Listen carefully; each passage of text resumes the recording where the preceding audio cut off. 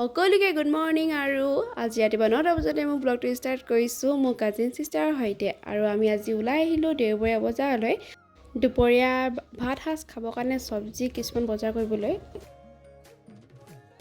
আৰু চব্জি কি লাগে তাকে বাছি বায়ে সিলেক্ট কৰি লৈছে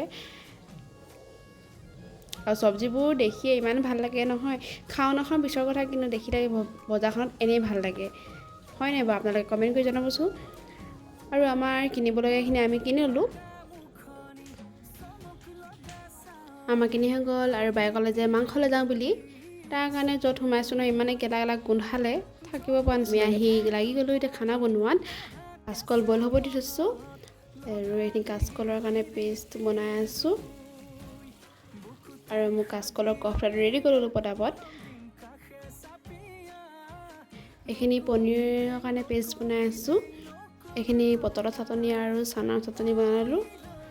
বায়ে মাংস বনাইছে বেঙেনা পোৰা আছে পিটিকাৰ কাৰণে আৰু মোৰ এজনী নিজৰ বাই যিজনী অকল ফটো মাৰিলেহে মোৰ চলাই আহে এইফালে আমাৰ এলেক্স ধুনীয়াকৈ বহি আছে এইফালে দাইল পিচি পিনে পকৰি বনাই আছে আৰু বৌয়ে টেঙা কটা লাগি আছে আৰু আমাৰ দুপৰীয়া সাজটো ৰেডি কৰিব হৈ গ'ল আৰু ৰেডি কৰিছোঁ কলপাতত ভাতৰ লগত আছে বেঙেনাৰ পিটিকা চানাৰ চাটনি পটলৰ চাটনি ৰাজমাহ ঢেকীয়া চানা ভাজি কলডিলৰ মাংস আৰু আছে কাচকলৰ কফটা পনীৰ গ্ৰেভি বনোৱা হৈছে আৰু আছে ভাতকেৰেলা ফ্ৰাই আৰু এইটো টেঙা জলকীয়া নহ'লেতো নহয় আৰু লগতে দিছোঁ দাইল মাংস আৰু টেঙা জলকীয়া বনোৱা পকৰি কেনেকুৱা লাগিছে বাৰু দেখি আমাৰ কিন্তু খাওঁ লাগিছিলে কাৰণ এনেদৰে আমি সদায়তো নবনাওঁ কেতিয়াবাহে বনাওঁ যদিহে খাবৰ কাৰণে সেইবাবে খাই বহুত ভাল লাগে আৰু লগত মিলি খালেতো সঁচাই আৰু বেছি ভাল লাগে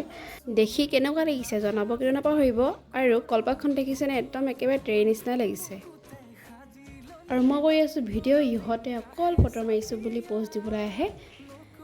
আৰু মা দেউতাই খাই ল'লে যেতিয়া আমি বোলো গোটেইকেইজনী তলতে বহি খাওঁ ইমানেই অন্য ভিডিঅ'লৈ আকৌ লগ পাম বাই বাই